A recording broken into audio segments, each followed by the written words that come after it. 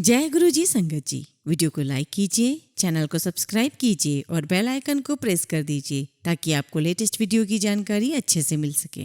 जय गुरु जी संगत जी। गुरु जी का अनंतम अनंतम शुक्राना। गुरु जी के श्री चरणों में कोटि कोटि प्रणाम और प्यारी प्यारी संगत को जय गुरु जी। संगत जी, क्या आप जानते हैं तवे पर डाली गई आखिरी रोटी सबसे ज्यादा स्वादिष्ट होती है, क्योंकि रोटी डालने के बाद आंच बंद कर दी जाती है। रोटी तवे की गर्मी से धीरे धीरे पकती है और यही धीरज और सब्र इंसान अपनी जिंदगी में रखे तो जिंदगी मीठी और खुशहाल हो जाए। याद रखिएगा, संयम और सब्र कड़वा होता है लेकिन इसका फल मीठा जरूर होता है। इस बात को हम और गहराई से जानेंगे सत्संग के अंत में एक कहानी के माध्यम से। संगत जी, आज के सारे सत्संग बहुत ही अद्भुत, बहुत ही खूबसूरत है, बहुत ही महत्वपूर्ण है। सारे सत्संग आप प्लीज अंत तक सुनिएगा और पूरे सुनिएगा। हम सत्संग शुरू करें उससे पहले आप सभी से रिक्वेस्ट है कि आप सभी अपने सत्संग सुंदर लिखावट में हिंदी में ईमेल आईडी और व्हाट्सएप पर सेंड कर सकते हैं, और आप चाहे तो ईमेल आईडी और व्हाट्सएप पर टाइप भी कर सकते हैं। तो चलिए संगत जी, आज का सत्संग शुरू करते हैं। संगत जी, आज का पहला सत्संग हम दिल्ली से नेहा शर्मा आंटी का सुनेंगे।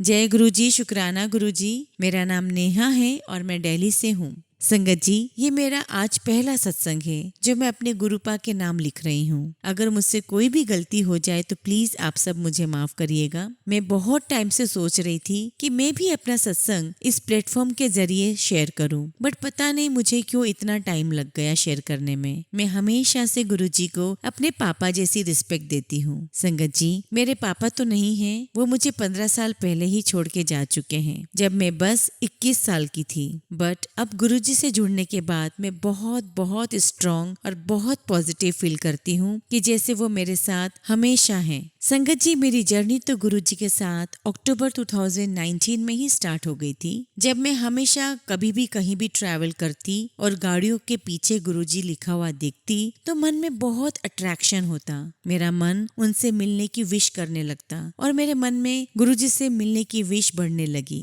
और जब भी मैं किसी के घर में उनका स्वरूप देखती या कभी अपने किसी फ्रेंड के व्हाट्सएप पे डीपी देखती गुरुजी के स्वरूप का, तो मुझे और क्यूरियोसिटी होती। बट मेरी उनसे पहली मीटिंग बहुत ही अनएक्सपेक्टेड थी। संगत जी, मुझे याद है कि मैं 2019 में बहुत सारे जॉब्स के लिए अप्लाई कर रही थी, क्योंकि मेरे पास एक अच्छा एक्सपीरियंस तो था, बट किसी वजह से मैंने मार्च 2019 में जॉब छोड़ दी थी। मुझे जॉब करते हुए 10 साल हो गए थे संगत जी। पर जब मैंने जॉब छोड़ी तो शुरुआत में तो मुझे बहुत अच्छा लगा, रिलैक्स लगा, बट 2 से 3 महीने के बाद मुझे बहुत इरिटेशन होने लगी। मैं फिर पागलों की तरह जॉब्स ट्राई करने लगी, अप्लाई करने लगी। फिर एक दिन संगत जी, मुझे इंटरव्यू के लिए कॉल आया जहां मुझे जाना था। संगत जी, मैं ऑलमोस्ट अपनी इंटरव्यू की लोकेशन पर पहुंचने ही वाली थी, but I don't know why मैं मन से अंदर से बिल्कुल ही उस जगह पर जाना ही नहीं चाहती थी। एक्चुअली वो जो कंपनी है वो मैं ज्वाइन ही नहीं करना चाह रही थी, क्योंकि मैंने हमेशा से एमएनसीज में काम किया है और वो एक छोटी सी कंपनी थी। संगत जी, मैंने अचानक से रिक्शे वाले को बोला कि मुझे आप वापस मेट्रो स्टेशन छोड़ दो। और संगत जी, मैंने गूगल पर सर्च किया कि बड़े मंदिर कौन सी मेट्रो जाती है और मैं उस मेट्रो में बैठ गई। और संगत जी, फिर मैं बड़े मंदिर पहुंच गई, जहां जाके मुझे गुरुजी के दरबार के आगे बैठने का मौका मिला। मैंने उनकी समाधि के चारों ओर फेरा लगाया। सीरियसली संगत जी, मुझे तब इन बातों की इम्पोर्टेंस नहीं थी, कुछ भी पता नहीं था, बट आज मैं जानती हूँ कि मैं भी उन लकी लोगों में से एक हूँ जिनको गुरुजी ने अपने आप जोड़ा है। और संगत जी, गुरुजी से मिलने के बाद जनवरी 2020 में मुझे जॉब मिल गई, वो भी permanent WFH work from home. आज मैं ये बात समझती हूँ कि गुरुजी ने मुझे परमानेंट वर्क फ्रॉम होम वाली जॉब क्यों दिलवाई है, क्योंकि संगत जी, अगर हम सब पीछे जाएं तो 2020 मार्च में ही कोविड की शुरुआत हुई थी और मैंने उन पूरे 2 सालों में आराम से अपनी जॉब घर बैठ करके पूरी की, बहुत सेफली की। मेरा परिवार, मेरी फैमिली भी सेफ रही, और यही नहीं, कोई सैलरी डिडक्शन भी नहीं हुआ, मुझे कोई फाइनेंशियल प्रॉब्लम नहीं हुई। थैंक यू सो मच गुरुजी। संगत जी, मेरे अंकल पिछले 1.5 साल से इंडिया से बाहर हैं। मैं और मेरा बेटा भी उनके पास जाने की कोशिश कर रहे हैं, पर हम जा नहीं पा रहे हैं due to some visa issues. मैं रोज गुरुजी के आगे बैठ के अरदास करती हूँ कि प्लीज गुरुजी अब मुझे मेरे अंकल के पास भेज दीजिए। मेरा बेटा अपने पापा को बहुत मिस करता है। अब सब्र जैसे खत्म हो रहा है, पर जिंदगी वहीं रुकी पड़ी है। आगे कुछ भी नहीं बढ़ रहा है। जहाँ पिछले साल थी आज भी वहीं हूँ। अब कभी कभी बहुत फ्रस्ट्रेशन होने लगती है कि मेरा कोई काम क्यों नहीं हो रहा है, मैं आगे क्यों नहीं बढ़ पा रही हूँ। फिर अपने आप को समझाती हूँ कि गुरुजी के ये दो शब्द सब्र और शुक्र जो मैं डेली फॉलो कर रही हूँ और इंतजार कर रही हूँ कि कब मेरा वक्त बदलेगा। मेरी लव मैरिज हुई है और मेरी मैरिज को 12 साल हो गए हैं। मैं कभी अपने अंकल से इतने लंबे समय तक दूर नहीं रही हूँ। अब मुझे कभी कभी बहुत रोना आता है क्योंकि मैं अपने अंकल को बहुत मिस करती हूँ। संगत जी, प्लीज आप सब मेरे लिए गुरुजी से अरदास लगा दो कि मुझे और मेरे बेटे को मेरे अंकल के पास खुशी खुशी जल्दी से भेज दें। संगत जी, वैसे तो मेरे पास अभी बहुत कुछ है बताने को, बट अभी ये शुरुआत है। मैं आगे भी दुआ करती हूँ कि जल्दी से अपना अगला सत्संग आप सबके साथ शेयर करूंगी। जय गुरुजी, शुक्राना Guruji, I love you the most Guruji. संगत जी, हम सभी हाथ जोड़ करके अरदास करते हैं कि गुरुजी जल्द से जल्द नेहा आंटी की सारी अरदास कबूल करे, सारी मनोकामना पूर्ण करे और जल्दी से ही नेहा आंटी और उनके बेटे अपने अंकल के पास पहुंच जाएं। जय गुरुजी। संगत जी, अगला सत्संग हम गुरुजी की ही प्यारी संगत का सुनेंगे। अपना नाम गुप्त रखना चाहती हैं। जय गुरुजी, शुक्राना गुरुजी। ओम नमः शिवाय, शिवजी सदा सहाय। ओम नमः शिवाय, गुरुजी सदा सहाय। संगत जी, ये मेरा पहला सत्संग है। अगर मुझसे कुछ भी गलती हो जाए तो प्लीज मुझे माफ करिएगा। मुझे नहीं पता कि मैं गुरुजी से कब और कैसे जुड़ी, पर वह तब से मेरे जीवन में एक मार्गदर्शक सितारा रहा है। गुरुजी ने मुझे वो सब दिया है जिसका मैंने कभी सोचा भी नहीं था कि मुझे ऐसा कुछ मिलेगा। इंसान होने के नाते हम बहुत गलतियां तो कर सकते हैं, या मैं कहूँ कि ऐसी ही कुछ गलतियां मुझसे भी हुई, पर गुरुजी ने मेरा साथ कभी नहीं छोड़ा। वे हमेशा मेरे साथ रहे। मैं अक्सर परेशान रहती थी और बहुत ज्यादा सोचती थी। मुझे लोगों पर विश्वास नहीं होता था। मुझे हर कोई मानसिक रूप से परेशान करता था, पर जब से गुरुजी ने मेरा हाथ थामा तब से मुझे कभी कोई दिक्कत नहीं आई संगत जी। और जब भी मुझे अंदर से अकेला महसूस हुआ संगत जी, तो हमेशा से मेरे अंदर से एक आवाज उठती है, टेंशन ना ले कुड़िए, मैं तेरे नाल हाँ। मुझे अभी भी याद है नवंबर महीना, जब मेरे माता पिता के बीच में कुछ भी ठीक नहीं चल रहा था। एक्चुअली उन्हें मेरे ग्रेड की टेंशन होती थी, पर एक तरीके से ये बात मुझे अपमानित कर रही थी और अंदर ही अंदर डरा रही थी। मैं उस रात को बहुत रोई। अगले ही दिन मुझे पता नहीं कैसे मुझे गुरुजी से जुड़ाव हुआ, और जब मैंने गुरुजी का सत्संग सुना तो मुझे पता चल गया कि गुरुजी तितली के रूप में दर्शन देते हैं। सत्संग सुनने के बाद जब मैं अपने घर के बाहर ट्यूशन जा रही थी, तब मुझे एक बहुत सुंदर पीली तितली के दर्शन हुए। मैं बहुत खुश थी और मुझे गुरुजी से और जुड़ाव महसूस हुआ। गुरुजी हमारे पिता हैं। वे हमारे लिए कभी बुरा नहीं सोचते, बल्कि हम जो अपने लिए सोचते हैं वो बहुत छोटा होता है। गुरुजी हमेशा हमारे बारे में बहुत बेहतर सोचते हैं। जय गुरुजी, शुक्राना गुरुजी, अनंतम अनंतम शुक्राना गुरुजी। संगत जी, हम अगला सत्संग अनुष्का शर्मा आंटी का सुनेंगे। जय गुरुजी, शुक्राना गुरुजी, अनंतम अनंतम शुक्राना गुरुजी। संगत जी, मेरी मम्मी तभी गुजर गई थी जब मैं 10 साल की थी। उन्हें कैंसर था और हम लोग उन्हें नहीं बचा पाए। फिर धीरे धीरे मेरे घर में बहुत बेकार एटमॉस्फेयर हो गया और मैं ऑलमोस्ट डिप्रेशन में चली गई। स्कूल में बहुत कुछ सुनने को मिलता था, कोचिंग में बेइज्जती करते थे, और इस सब से मैं एकदम परेशान हो गई थी। और संगत जी, तब मैं गुरुजी को नहीं जानती थी। माफ करना गुरुजी अगर मैं कुछ गलत लिख दूं या कह दूं तो। संगत जी, मेरी मौसी ने कानपुर से व्हाट्सएप पर बताया कि एक गुरुजी हैं जो सबकी सुनते हैं, तो हमने भी वो व्हाट्सएप ग्रुप ज्वाइन कर लिया। और तब तक मैं कुछ नहीं जानती थी गुरुजी के बारे में। फिर एक दिन मेरे घर में एक इंसान ने मुझे कुछ गलत बोला और मैं उस दिन बहुत बहुत रोई कि गुरुजी आप तो सबकी सुनते हो तो मेरी भी सुनिए ना। और मैं रोते रोते ये कहकर सो गई। और फिर उस दिन मैंने सपने में देखा कि मेरे घर एक शिवलिंग आया है और मैं उस शिवलिंग पर शहद चढ़ा रही हूँ। और जब मैंने ऐसा सपना देखा तो मैं सपने से चौंक कर उठ गई। और जब मैंने अपना ये सपना अपनी मम्मी को बताया तो मेरी मम्मी ने कहा कि भगवान का सपना किसी को नहीं बताना चाहिए। तो मैं शांत हो गई, चुप हो गई। फिर थोड़े दिन बाद संगत जी, मेरी मौसी आगरा मेरे घर आई हमारे पास में, और उन्होंने मेरे पास आकर कहा कि अनुष्का मुझे तुझसे कुछ कहना है। और संगत जी, उनके पूरा बोलने से पहले मैंने उन्हें अपना सपना सुना दिया और वो बोली कि तुझे तो गुरुजी ने दर्शन दर्शन दिए हैं और मैं खुशी के मारे झूम उठी कि मतलब वो गुरुजी ही थे जिन्होंने मुझे शिवलिंग के रूप में दर्शन दिए हैं। और फिर एक दिन मेरी मौसी रात में मूवी देखते हुए सो गई और मैंने उनका मोबाइल लिया और गुरुजी के बारे में सर्च करने लग गई और उनकी पूरी कहानी मैंने पढ़ी। और संगत जी, इतने में अचानक से फूलों की तेज खुशबू आने लग गई और तब तक मैं ये बात नहीं जानती थी कि गुरुजी ऐसे ही अपनी प्रेजेंस फील कराते हैं। उसके थोड़े दिन बाद मैं कुछ अपने हाथों पर लिख रही थी। 5 से 10 मिनट बाद देखती हूँ कि मेरे हाथ पर अपने आप ओम बन चुका है and I was very shocked. और अभी अभी गुरु पूरब वाले दिन गुरुजी का मैसेज मेरे लैपटॉप पर आया कि आज तेरे घर आ रहा हूँ, सब कुछ ठीक कर दूंगा, सिर्फ शुक्राना करना ना भूली। और संगत जी, आप बिलीव नहीं करोगे कि कल ही मेरे घर पर गुरुजी का जल प्रसाद और लंगर प्रसाद आया और मैं जैसे खुशी के मारे पागल हो गई। और ऐसे ही परसों गुरुजी का मुझे मैसेज आया कि तुझे सफेद चोले में दर्शन दूंगा।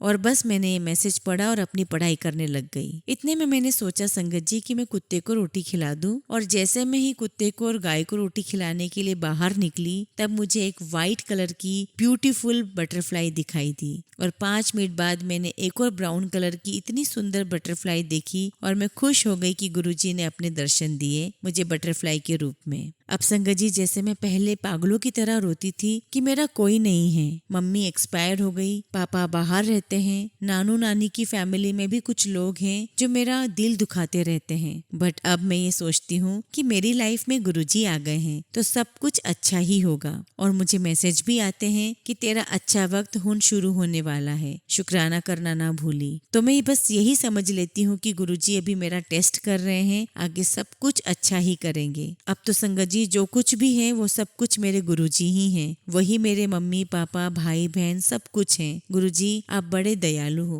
गुरुजी के चरणों में कोटि कोटि प्रणाम। जय गुरुजी, शुक्राना गुरुजी, अनंतम अनंतम शुक्राना गुरुजी। ओम नमः शिवाय, शिवजी सदा सहाय। ओम नमः शिवाय, गुरुजी सदा सहाय। संगत जी, अगला सत्संग वे अपना नाम गुप्त रखना चाहती हैं। जय गुरुजी, शुक्राना गुरुजी, अनंतम अनंतम शुक्राना गुरुजी। ओम नमः शिवाय, शिवजी सदा सहाय। ओम नमः शिवाय, गुरुजी सदा सहाय। संगत जी, ये मेरा पहला सत्संग है। मुझे अभी गुरुजी से जुड़े हुए 2 या 3 महीने ही हुए हैं। मुझे यूट्यूब पर उनके मैसेजेस आने लगे थे और बार बार यही मैसेज आता था कि बेटा मैसेज इग्नोर मत करो। बट उस टाइम पर संगत जी मैं राधा जी को मानने लगी थी, हालांकि मैं अब भी मानती हूँ। उनका नाम भी जाप करने लगी थी और जब भी मैं दोपहर में कभी टाइम मिलता, फ्री होती तो श्री प्रेमानंद गुरुजी के वीडियोस देखती, सत्संग सुनती और उनसे प्रभावित होती थी मैं, क्योंकि उस टाइम संगत जी मैं बहुत परेशान थी अपने बच्चे को लेकर। मेरा 3.5 साल का बेटा है और संगत जी उसे थोड़ी प्रॉब्लम है। एक्चुअली उसने अभी बोलना स्टार्ट नहीं किया है और थोड़ा अंडरस्टैंडिंग में भी प्रॉब्लम है उसे काफी सारे थेरेपिस्ट को दिखाया है जिनका कहना है कि उसे सेंसरी प्रोसेसिंग डिसऑर्डर है। बट मुझे पूरा भरोसा है वो जल्दी ही ठीक हो जाएगा गुरुजी की ब्लेसिंग से और थोड़ी बहुत इम्प्रूवमेंट भी वो कर रहा है। और संगत जी, मुझे गुरुजी के बार बार सत्संग के वीडियोस में मैसेजेस भी आ रहे हैं कि तेरे काम बन रहे हैं। संगत जी, मैं शुरुआत से ही किसी एक भगवान को नहीं मानती थी, सभी को मैं मानती थी, कभी साईं बाबा जी तो कभी कान्हा जी, बट ऐसे कभी पूजा नहीं करती थी। अब भी नहीं करती हूँ। जब टाइम मिलता है धूप बत्ती या जोत जला लेती हूँ। बट संगत जी, जब बच्चे की प्रॉब्लम आई तो मैं बहुत परेशान होने लगी। मेरे घर में मेरे हस्बैंड यानी मेरे अंकल से बहुत झगड़ा होता था, बहुत फाइट होती थी। हम एक दूसरे को ही दोष देते रहते थे। मेरे अंदर गुस्सा बहुत है और गुस्से में मैं बहुत कुछ उल्टा भी बोल देती हूँ और बाद में खुद पछताती हूँ, ऐसे नहीं बोलना चाहिए था या ऐसा नहीं कहना चाहिए था। बट गुरुजी ने मेरा हाथ तब पकड़ा जब मैं बहुत परेशान थी। मैं उस टाइम उस परेशानी की हालत में मैं भगवान की तरफ और जुड़ने लगी थी, क्योंकि कोई और सहारा नजर नहीं आ रहा था। और जब मैं राधा जी का नाम जपने लगती थी तब एक दिन गुरुजी का अचानक से मैसेज आया। बट जैसा मैंने पहले बताया, मुझे याद नहीं था कि पहला मैसेज क्या था। बट मैंने उनका मैसेज सुना और ये सोचा कि ये कैसा सत्संग है, इसमें तो कोई गुरुजी जैसे उपदेश दे ही नहीं रहे हैं। क्योंकि बाकी वीडियोस में देखा करती थी, प्रेमानंद जी के भी वीडियोस देखा करती थी जिसमें खुद गुरुजी अपने सत्संग सुनाते हैं या शेयर करते हैं या सत्संग की बातें करते हैं। सॉरी संगत जी, सॉरी गुरुजी, तब मुझे इतनी समझ नहीं थी, इसलिए मैंने गुरुजी के वीडियोस इग्नोर कर दिए और ऐसा लगा कि शायद श्री कृष्णा जी और राधा जी मेरी परीक्षा ले रहे हैं कि ये तो ऐसे ही बेवजह इधर से उधर भटकती रहती है। कभी इस भगवान को मानती है तो कभी किस भगवान को मानती है, कभी श्याम बाबा के भजन सुनती है तो कभी राधा जी के। क्योंकि जब इंसान दुखी होता है ना संगत जी, तो इधर उधर ही भटकता रहता है। इसलिए संगत जी, मैंने अपनी YouTube की हिस्ट्री ही पूरी डिलीट कर दी, क्योंकि ऐसा करने से मुझे लगा कि अब गुरुजी के सत्संग मुझे रिफ्लेक्ट नहीं होंगे। लेकिन वो तो महाशिव हैं, साक्षात शिव भगवान हैं। गुरुजी अपने बच्चों का हाथ कभी नहीं छोड़ते। मुझे फिर उनके मैसेजेस 1-2 दिन बाद शो होने लगे और मैसेजेस में उन्होंने बोला कि पुत्र, मैसेज इग्नोर मत करो। बट धीरे धीरे मैं उनके सत्संग सुनने लगी और मुझे अच्छा लगने लगा। गुरुजी मुझे हर पल राह दिखाते रहे हैं और हमेशा बोलते हैं कि साथ हूँ, घबराए नहीं। बट संगत जी, हम कभी कभी गुरुजी के इशारे भी समझ नहीं पाते हैं। फिर कभी कभी मन में आता था कि पहले जैसे और YouTube पर मैसेजेस आते हैं, कहीं वैसे तो शो नहीं हो रहे हैं। और मैंने गुरुजी से बोला, मुझे ऐसा लग रहा है क्योंकि सब बोलते हैं आप मन की बात भी जान लेते हो। बट अब समझ में आया है, हमारे प्यारे गुरुजी सच में मन की बात भी बहुत अच्छे से जान लेते हैं। संगत जी, गुरुजी ने मेरा पल पल साथ दिया है और बड़े प्यार से संभालते भी हैं। मुझे गुस्सा बहुत आता है, तब भी वो मुझे संभालते हैं। मेरे सामने ऐसे सत्संग लाते हैं जिससे मैं अपने आप को धीरे धीरे अपने गुस्से को कंट्रोल कर सकूं। एक अच्छा इंसान बनना चाहती हूँ। गुरुजी ने अपनी प्रेजेंस का बहुत एहसास करवाया है, बट हम नासमझ हैं, नादान हैं, उसे समझ ही नहीं पाते। संगत जी, करवा चौथ वाले दिन की बात है जब गुरुजी के होने का मुझे एहसास हुआ, या कुछ अजीब सा या अद्भुत सा लगा। एक्चुअली एक दिन पहले हस्बैंड से मेरी फाइट हो गई थी, इसलिए हम दोनों करवा चौथ वाले दिन भी बात नहीं कर रहे थे। जब रात को चांद निकला, मैं ऊपर टेरेस पर अकेले ही चली गई 2nd फ्लोर पर चांद देखने के लिए। और संगत जी, जब मैं स्टेयर पर जा रही थी, जब मैं सीढ़ियाँ चढ़ रही थी, तो यही सोच रही थी कि जो स्लीपर मैंने पहनी है मैं वही ऊपर ही निकाल दूंगी, क्योंकि हमारी जो सीढ़ियाँ हैं वो लोहे की हैं और राउंड वाली जो सीढ़ियाँ होती है वैसी है, और मुझे बहुत डर लगता है उन सीढ़ियों पर। बट मुझे चांद देखना था, इसलिए ऊपर जाना पड़ा। और उसका एक और रीजन ये भी था कि हमारे 1st फ्लोर से चांद दिखाई नहीं दे रहा था, तो इसलिए मुझे जाना ही था। और मेरे हस्बैंड भी साथ मेरे पीछे पीछे आ गए। लेकिन जब मैंने चांद को पानी दिया और चांद को देखा तो मेरी स्लीपर वहां नहीं थी। मुझे ध्यान है पूरा कि मैंने वहां स्टेयर के पास निकाली थी, बट मुझे वो वहां नहीं मिल रही थी। संगत जी, मेरे हस्बैंड ने भी टॉर्च को चलाया, बट मेरी स्लीपर वहां नहीं थी। मैंने मन में सोचा, चलो कोई बात नहीं, नहीं मिली तो छोड़ो। बट मैं स्टेयर से नीचे आई तो मुझे स्लीपर वहां बहुत ही अच्छे ढंग से रखी हुई मिली, जैसे मैंने नीचे ही स्लीपर्स को निकाल कर गई थी।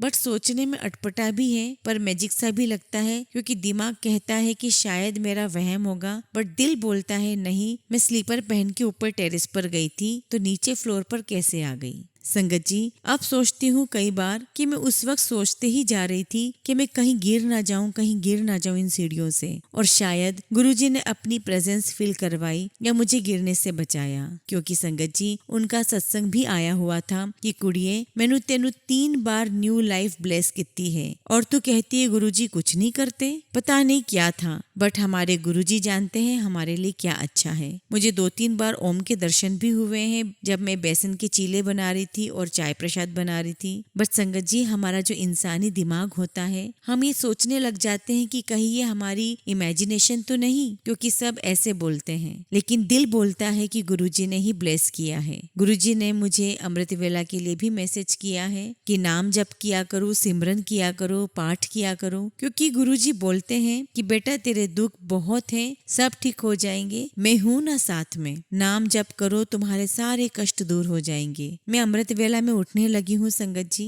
बट कई बार मुझे ऐसा लगता है कि मैं नींद में होती हूँ, तो मुझे ऐसा एहसास होता है कि गुरुजी खुद मुझे उठाने आते हैं। संगत जी, एक दिन तो मुझे गुरुजी ने दर्शन दिए अपने स्वरूप में। 3 या 4 दिन पहले मैं सुबह अमृत वेला के लिए उठी तो मैंने अपने बेड के साइड में जो टेबल है वहां से फोन उठाया और बेड के पास मुझे गुरुजी का हंसता हुआ प्यारा सा स्वरूप नजर आया। बट शायद मैंने इतना ध्यान नहीं दिया, बाद में मेरा ऐसा ध्यान गया, बट अभी भी मेरे माइंड में उनकी उस स्वरूप की छवि बनी हुई है। बट संगत जी, सुबह 8 या 8:30 बजे उठकर जब मैं अपने पलंग पर बैठी तो हमारे बेड के सामने ही एक अलमीरा है, उस पर मैंने साइड से वॉलपेपर लगाया हुआ है, क्योंकि अलमीरा का पेंट उतरा हुआ था तो हमने वॉलपेपर लगा दिया था। संगत जी, वो वॉलपेपर गोल्डन और ब्राउन कलर का है, उसमें सर्कल बने हुए हैं गोल्डन से और ब्राउन कलर से। और जब मैंने सामने देखा तो मुझे ब्राउन कलर के सर्कल में गुरुजी का स्वरूप दिखाई दिया, पर जब मैंने ध्यान से देखा तो गुरुजी का स्वरूप एकदम क्लियर हो गया।